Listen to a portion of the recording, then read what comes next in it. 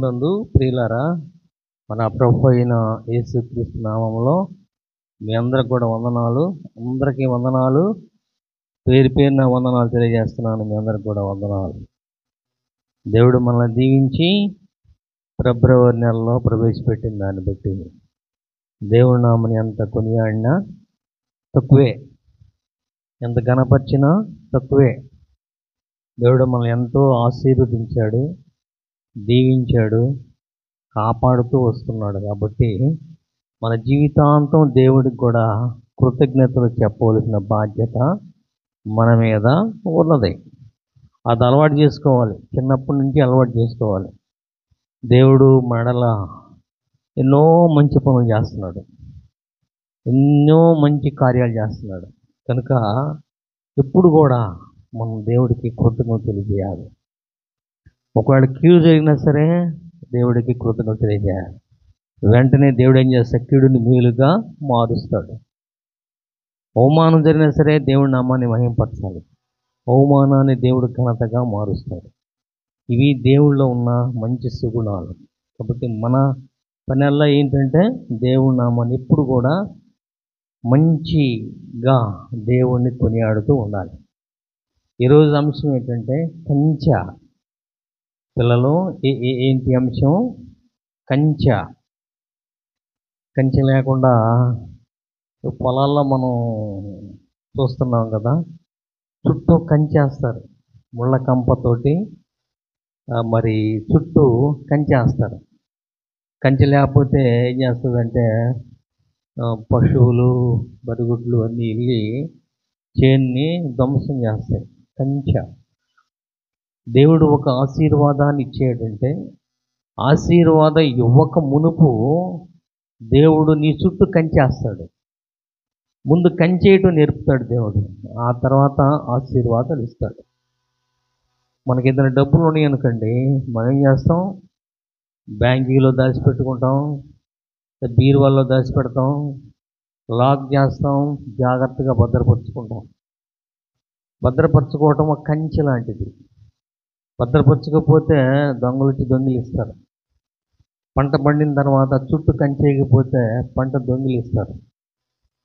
నాకు తెలిసిన ఒక సహోదరుడు ఉన్నాడు, సువార్తమ్మ గారని, క్షమించండి, సుజాత గారని ఒక సహోదరు ఉన్నది. వాళ్ళది ఎక్కడంటే ఇక్కడ షీ కోస్టల్ దగ్గర వాళ్ళ ఊరు నిరీక్షణగిరి అని వాళ్ళ ఊరు. అది ఊరి పేరేంటి? నిరీక్షణగిరి అని ఒక ఊరు. అక్కడికి నేను వెళ్ళాను. వెళ్తే ఈ ఊరు వెళ్ళక మునుపు ఆ ప్రాంతం కూడా జీడి తోటలు, మామిడి తోటలు ఉన్నాయి. ఏం తోటలు? జీడి తోటలు, మామిడి తోటలు ఉన్నాయి. చుట్టూ నాగజముడు చుట్టూ వేసారు కంచెగా.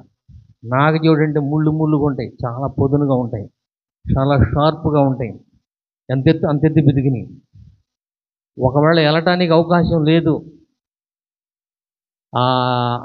చేను రైతు వచ్చి మనకి కంచె దూరం తెలియని తప్ప లోపల పోవడానికి లేదు. కాయలేమో బాగా పండినవి, బాగా చాలా తెల్లగా, బాగా ఎర్రగా, బాగా పండినవి ఉన్నాయి. అది జామ తోటలో, తర్వాత జీడి తోటలో, మామిడి తోటలో చాలా పొద్దునుగా, చాలా చక్కగా ఉన్నాయి కాయలు. అవి కొయ్యటానికి లేదు, అంతెత్తి పెరిగినాయి. ఏంటంటే చుట్టూ వేసిన కంచె అంతెత్తి పెరిగింది. దాని ముళ్ళు చూస్తుంటే బహు షార్ప్గా ఉన్నాయి. సహోదరులారా, ఆ కంచె లేకపోతే మామిడికాయలన్నీ కోసుకెళ్తారు, జీడికాయలన్నీ కూడా కోసుకెళ్తారు, జామకాయలన్నీ కూడా కోసుకెళ్తారు. ఒక చేనుకి, ఒక తోటకి చుట్టూ కంచేసినట్లుగానే దేవుడు నీకు ముందు కంచేస్తాడు. దేవుడు తన బిడ్డలకి ఏం వేస్తాడు? కంచె వేస్తాడు. కంచె వేస్తే లూసిఫర్ రావడానికి లేదు, వాడు నీ దగ్గర ప్రవేశించడానికి అవకాశం లేదు. దేవుడు యోబుని దీవించక మునుపు యోబుకు దేవుడు చుట్టూ కంచేశాడు. తర్వాత దీవించాడు. దేవుడు ప్రణాళిక ఏంటంటే ముందు కంచేస్తాడు, కంచేసిన తర్వాత దేవుడు దీవిస్తాడు. అది దేవుని యొక్క ప్రణాళిక. ఒక ఇల్లు కట్టుకుంటున్నారు అనుకోండి, ముందేం చేస్తారు, చుట్టూ పహారీ కట్టుకుంటారు. పహారీ కట్టుకున్న తర్వాత ఇల్లు కట్టుకుంటారు. అంతేగాని ఇల్లు కట్టిన తర్వాత పహారీ కట్టరు. అలాగే దేవుడు యోబుని దీవించక మునుపు యోబు చుట్టూ కంచేసాడంట. ఆ సంగతి సాతానుకు తెలిసినట్టుందయ్యా, నువ్వు ఆయన్ని దీవించావు, ఆయన చుట్టూ నువ్వేం చేసావంటే కంచె వేసావు. కంచె నువ్వే వేసావు, నువ్వే తీయాలి, మేము తీయలేం. దేవుడు ఒక దీవెని ఇవ్వకపోతే నువ్వు ఎంత ప్రయత్నం చేసినా వ్యర్థమే. దేవుడు ఒక దీవెని ఇస్తే దాన్ని తీసేయటం నీ వల్ల కాదు. దేవుడు ఒక దీవెని నీకు ఇస్తే దాన్ని తీసేయటం నీ వల్ల కాదు. దేవుడు ఒక దీవెని నీకు ఇవ్వకపోతే నువ్వు ఎంత ప్రయత్నం చేసినా ఉపయోగం లేదు. ఆయన తాళం వేయగలిగిన వాడు, తాళం తీయగలిగిన వాడు, కంచె వేయగలిగిన వాడు, కంచె తీయగలిగిన వాడు. అది దేవునికే సాధ్యము. లూసిఫర్ అంది కదా, నువ్వే వేసావు కదా ఆ కంచె, నువ్వు తీస్తేనే వాళ్ళ ఇంట్లో నేను ప్రవేశిస్తా, వాళ్ళ ఆస్తిలోకి నేను ప్రవేశిస్తా, వారి పని మనుషులోకి నేను ప్రవేశిస్తా, వాళ్ళకి సంబంధించిన సమస్త విషయంలో ప్రవేశిస్తా. నువ్వు ఏం చేయాలంటే నువ్వు కంచి తీయాలి. వేసింది నువ్వే కాబట్టి నువ్వే తీయాలని సైతాను ఒప్పుకుంది. చూడండి, యోబు గ్రంథం 1వ అధ్యాయము 10వ వచనములో లూసిఫర్ స్వయంగా చెప్తున్న మాట, తను ఒప్పుకుంటున్న మాట, అయ్యా నీవు అతనికిని అతని ఇంటి వారికిని అతనుకు కలిగిన సమస్తమునకు నువ్వు చుట్టూ కంచె వేసావయ్యా. ఎంత గొప్ప మాట అండి. యోబుకే మాత్రమే కాదు, యోబుకు ఒక్కడికే కంచెలా, అతని కుటుంబానికి, అతని పని మనుషులకు, అతని ఒంటెలకు, అతని ఆస్తికి, అతని గొర్రెలకు, అతని మేకలకు, అతని ఆవులకు, అతని పొలమునకు చుట్టూ కంచేసావు కదయా. నువ్వు వేసావు కాబట్టి నువ్వే తీస్తేనే నేను వెళ్ళి యోబుని టెస్ట్ చేస్తా. నువ్వు తీయకపోతే నా వల్ల కాదని ఎవరు చెప్తున్నారంటే లూసిఫరు దేవుని దగ్గర ప్రణమిల్లి మోకరించి చెప్తున్నాయా, నువ్వు తీస్తేనే.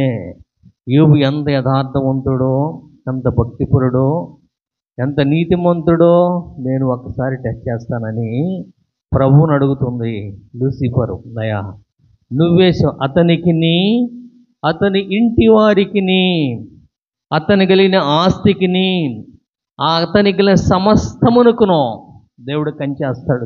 సహోదరుడా, నువ్వు దేవుని ప్రేమిస్తే, దేవుని దగ్గర నువ్వు ఆశీర్వాదాలు వస్తే దేవుడు నీకు కంచేస్తాడు, నీ కుటుంబానికి కంచేస్తాడు, నీ బిడ్డలకు కంచేస్తాడు, నీ ఆస్తికి కంచేస్తాడు, నీ ఉద్యోగానికి కంచేస్తాడు, నీవు చేసే ప్రతి పనికి దేవుడు కంచేస్తాడు. కంచె వేయకపోతే లూసిఫర్ వచ్చి ప్రవేశిస్తాడు. సహోదరుడా, కంచె అనేది ఒక కవచం లాంటిది, ఒక రక్షణ లాంటిది. రక్షణ లేకపోతే ఉందండి. మా ఇల్లు ఉంది, మేము బయట లాక్ చేస్తాం, ఒకసారి లాక్ చేయం. లాక్ చేయకపోయినా సరే వస్తువులు బయటే పెడతాం, లోపల లాక్ చేస్తాం. లాక్ చేయకపోతే ఎవరు వస్తారు? దానికి సంబంధించిన వాళ్ళు వచ్చి దొంగతనం చేస్తారు. లూసిఫర్కి ఒక పేరు ఉంది, దొంగ అని ఉంది. లూసిఫరు మన దగ్గర ఏం దొంగేస్తాడు తెలుసా? దేవుడు నీకు ఏదైతే ఇచ్చాడో, ఏ తలాంత అయితే ఇచ్చాడో, ఏ ఉద్యోగం అయితే ఇచ్చాడో, ఏ సేవ అయితే ఇచ్చాడో, ఏ తలాంత అయితే ఇచ్చాడో ఆ తలాంత మీద లూసిఫర్ టార్గెట్ పెడతాడు. ఎప్పుడు కూడా ఎప్పుడెప్పుడు ప్రవేశిద్దామా, ఎప్పుడెప్పుడు వాడు తలుపు తీస్తాడు, ఆ లోపలికి వెళ్ళి వాడి ఆస్తిని, వాడికున్న తలాంతిని చెల్లాచెదురు చేద్దామని లూసిఫర్ ఎప్పుడు కూడా ఆలోచిస్తూ ఉంటాడు. నీ కీడు గురించి ఆలోచిస్తాడు లూసిఫర్ ఎప్పుడు కూడా. అదే మాట చెప్తున్నాడయ్యా, నీవు యోబుకుని, యోబు ఇంటి వారికిని, తనకు కలిగిన సమస్తమునకును you made a hedge around his family, around his household. చుట్టూ కంచేసావు. పోనీ యోబుకు ఒక్కడికి కంచేసావా? అలా కాదు. యోబుకి ఎంతమంది పిల్లలండి?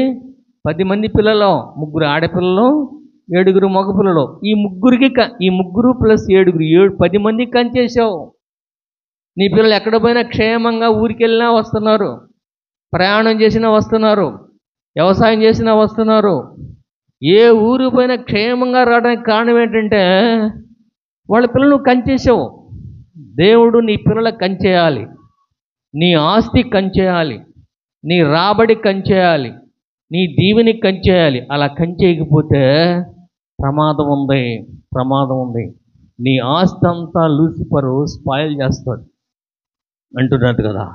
మోసం చేసే ఓడల్లో, కీడు చేసే వాళ్ళలో సాతాను మొట్టమొదటి వాడు అంటున్నాడు కదా.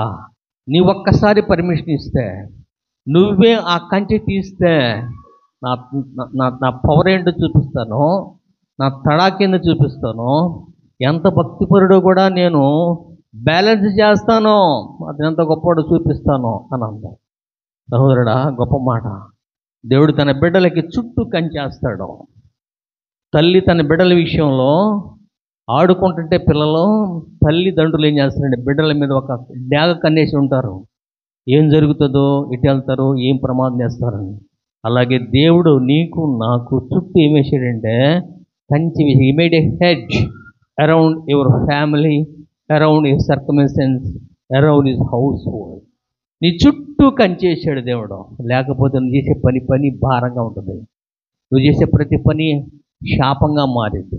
ఆ కంచె ఏంటో తెలుసా నీకు? ఆ కంచె అంటే ఏంటి? మనకు తెలుసు. కంచె ఏంటంటే ముళ్ళు వేస్తాం, ముళ్ళు చుట్టూ కంచేస్తాం, మనకు తెలిసిన భాషలో మనం చెప్పుకుంటే. లేకపోతే ఇనప తీగ, బాగా షార్ప్గా ఉన్నటువంటి సీళ్ళతోటి ఉన్నటువంటి ఒక వైర్ని చుట్టూ కంచేస్తాం మనకు తెలిసిన భాషలో. కానీ యోబుకు చుట్టూ వేసిన కంచె ఏంటో నీకు తెలుసా? యోబుకి వేసిన కంచె ఏంటో తెలుసా? యోబు అంటే సాతానికి భయం. ఎందుకో తెలుసా?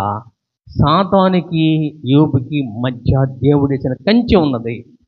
ఆ కంచె దాటిపోవాలంటే నీ వల్ల, నా వల్ల కాదు, సాతాను వల్ల కాదు. ఆ కంచె ఏంటో చూద్దాం. యోబుకున్నటువంటి సర్టిఫికేట్లో మొట్టమొదటిది, యోబు యథార్థవంతుడు, ఎ మ్యాన్ ఆఫ్ ఇంటిగ్రిటీ. యథార్థవంతుడు యోబు. యథార్థవంతులు అంటే ఏంటండి? దేవుని వాక్యం, యెహోవా వాక్యము యథార్థమైనది. 33వ కీర్తన 4వ వచనం చదవండి. యోబుకు 4 సర్టిఫికెట్లు ఉన్నాయి. ఒక సర్టిఫికెట్ యథార్థవంతుడు, ఎ మ్యాన్ ఆఫ్ ఇంటిగ్రిటీ, యథార్థత కలిగిన వాడు యోబు. 33వ కీర్తన 4వ వచనం. యథార్థత అంటే ఏమిటో? యెహోవా వాక్యము యథార్థమైనది, ఆయన చేయనదంతయు నమ్మకమైనది. చూసారా? యథార్థవంతుడు యోబు. యథార్థవంతుడు అంటే బైబుల్ చదివేవాడు యోబు, ప్రార్థన చేసేవాడు యోబు, దేవుని బిడ్డలను ప్రేమించేవాడు యోబు, బలహీనలు బలపరిచేవాడు యోబు. వాళ్ళ ఇంట్లో ఎవరికైనా భిక్షం కావాలని వస్తే, పేదవాళ్ళు వస్తే, ఆర్థిక ఇబ్బందులుగా ఉన్నవాళ్ళు వస్తే ప్రేమించేవాడు యోబు. యోబు అంటే లక్షణం ఏంటంటే యథార్థవంతుడు. యోబు నిండా యథార్థత ఉన్నది. యోబు హృదయం నిండా యథార్థత ఉన్నది. యోబు మనసంతా యథార్థతే. క్రీస్తు యేసుని కలిగిన ఈ మనస్సు మీరును కలిగి ఉండుడి. యేసుక్రీస్తు కలిగిన మనసు ఏంటంటే యథార్థవంతుడు. యోబుకున్న మనసు ఏంటంటే మంచివాడు. యోబు మంచివాడు. యోబు బిడ్డలు మంచివాళ్ళు. యోబు కుటుంబం మంచివాళ్ళు. యోబు దగ్గర పనిచేసేటువంటి పని మనుషులు కూడా మంచివాళ్లే. యథార్థత నేర్పినవాడు యోబు. ఏమండి, బైబిల్ ఒక్కరు చదవంగానే అబ్బా చదివేమనుకుంటాం. నాకు ఆరోగ్యం బాగాలేక 2 రోజులు బైబిల్ చదవాలా, ఇవాళ 3 రోజులు బైబిల్ చదవాలా. బైబిల్ చదవకపోతే నా మైండ్ అంతా డిస్ట్రాక్టెడ్ అయిపోయింది, డిస్టర్బెన్స్ వచ్చేసింది. ఏమండి, వాక్యం ఒక పిల్ల, ఒక చిన్న పిల్ల, మార్షా కానీ ప్రజ్ఞ కానీ ఎదర కానీ ఒక్కరోజు పాలు తాగకపోతే వాళ్ళు ఎంత బాధపడతారో తెలుసా? పాల లాంటిది వాక్యం. ఒక్కరోజు నువ్వు వాక్యం చదవకపోతే నువ్వెంత బలహీనుడు అయి ఉంటావో తెలుసా? బలహీనతను బలపరిచేది వాక్యం. పాలలాంటి వాక్యం తాగేవాడు యోబు ఎప్పుడు కూడా పాలు అనే వాక్యం తాగేవాడు. అందుకే దేవుడి ఇచ్చిన స్థితి ఇప్పుడు యథార్థవంతుడు, ది మ్యాన్ ఆఫ్ ఇంటిగ్రిటీ, యథార్థవంతుడు. దేవుని వాక్యము యథార్థమైనది, ఆయన చేయనిదంతయు నమ్మకమైనది. యథార్థత ఎప్పుడు కూడా ఉన్నదండి. వాళ్ళ ఇంట్లో ఎంతమంది మనుషులు ఉన్నారో నాకు తెలియదు, కానీ ప్రతి పని మనిషి యోబు కలిగిన మనసు కలిగి ఉండేవాడు. యోబు ఎలాంటి మనసు కలిగి ఉండేవాడు? దేవుని కలిగిన మనసు కలిగి ఉండేవాడు.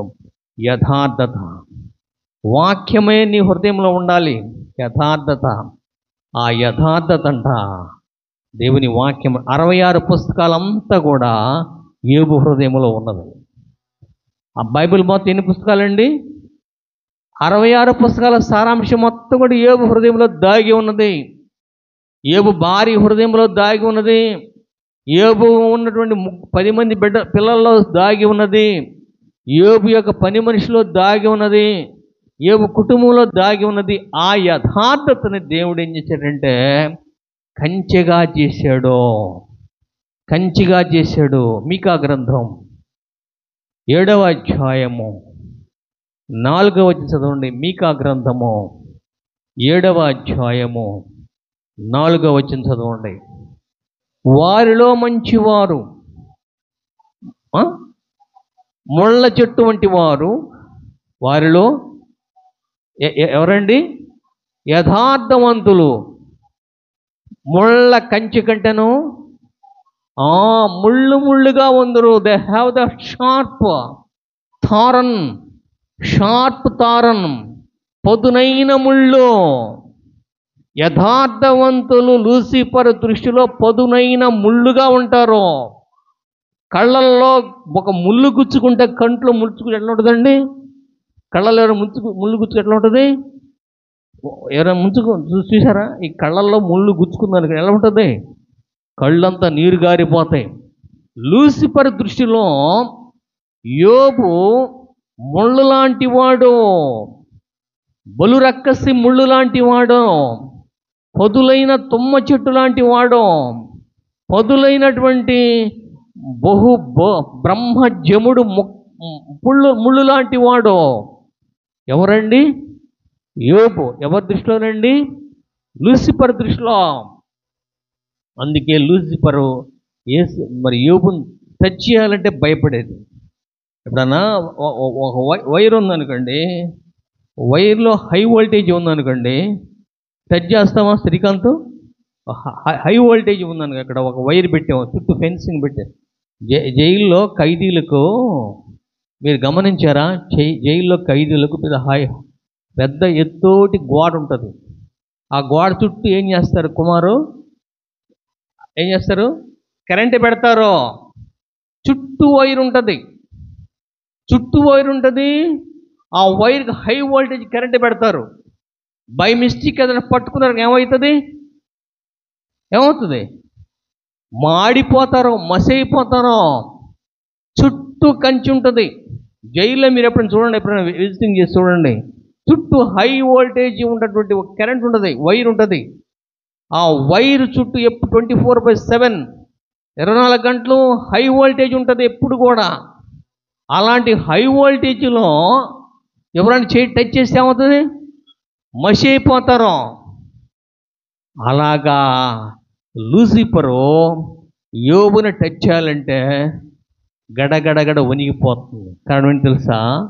ఆయన హృదయం నిండా యథార్థత అనే వాక్యము దాగి ఉన్నది. బైబిల్ రాశారు కదా, వారిలో మంచివారు ముళ్ళ చెట్లు వలెను, యథార్థవంతులు ముళ్ళ కంటే పదునుగా ఉంటారు. అలాంటి యథార్థత కలిగిన వాడు యోబు. అతని యథార్థతనే దేవుడు ఏం చేశాడంటే ముళ్ళ కంచెగా మార్చి చుట్టూ కంచేసేసి, పరలోకపు కంచె లేకుండా నువ్వు పరలోకం పోలేవు. ఒక దేవుడు ఒక వస్తువు, ఈ చిన్న పిల్లలకి ఈ పిల్లకి ఒక 100 రూపాయలు ఇచ్చామనుకోండి, మనం ఏం చేస్తాం? కరెంట్ పక్కన అడబెట్టు.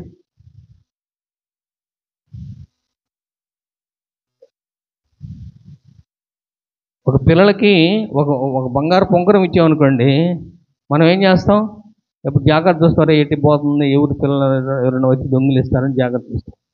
అలాగే దేవుడంట యోబు సంపాదించుకున్న యథార్థతని వాక్యాన్ని ఏ విధంగా పేనాడంటే ముళ్ళ కంచిగా పేనాడు. ముళ్ళ కంచిగా ప్రభువా అల్లేడు, ముళ్ళు ముళ్ళుగా ఉన్నాడు.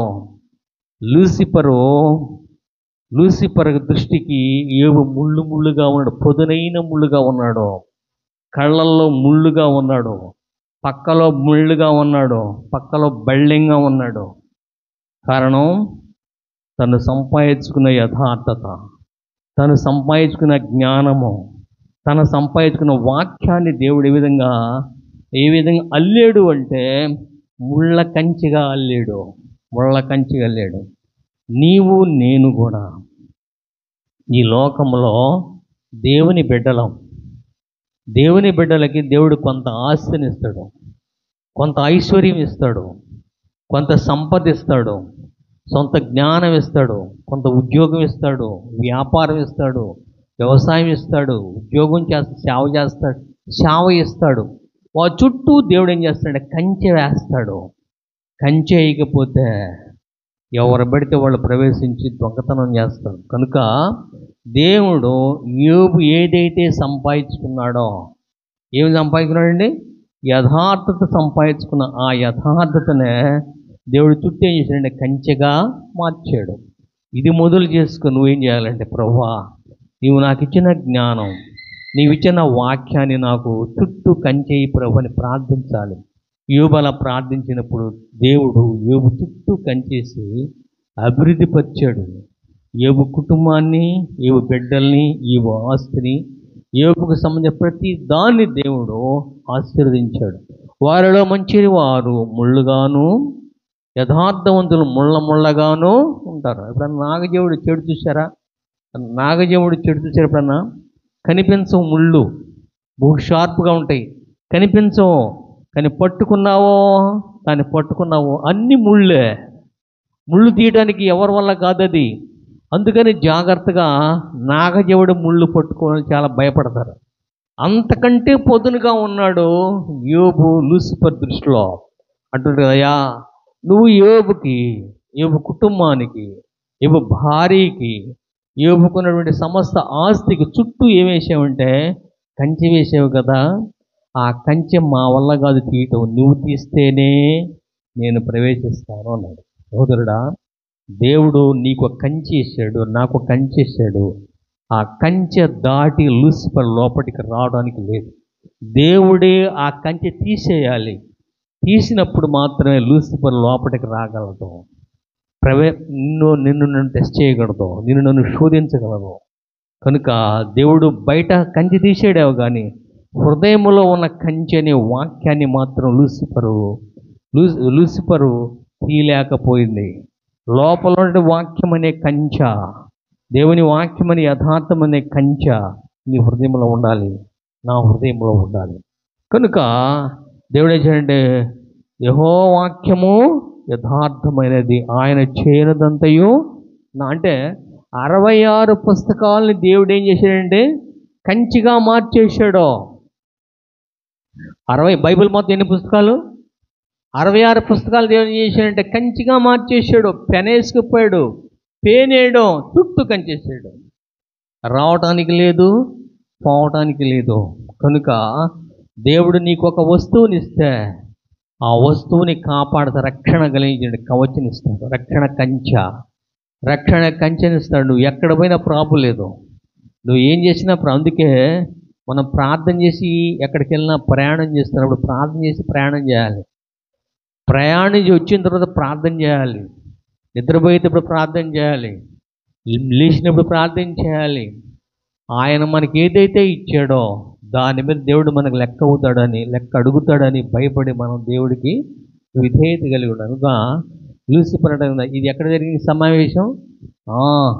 పెద్ద సమావేశం జరిగింది. అడుగుతుందయ్యా, నువ్వు ఎంత దీవించావో తెలుసా యోబుని, ఎంత ఆశీర్వదించావో తెలుసా? ఎంత ఆశీర్వదించావో అంత కంచేసావు, ఎంత అభివృద్ధి చేసావో అంత కంచేసావు.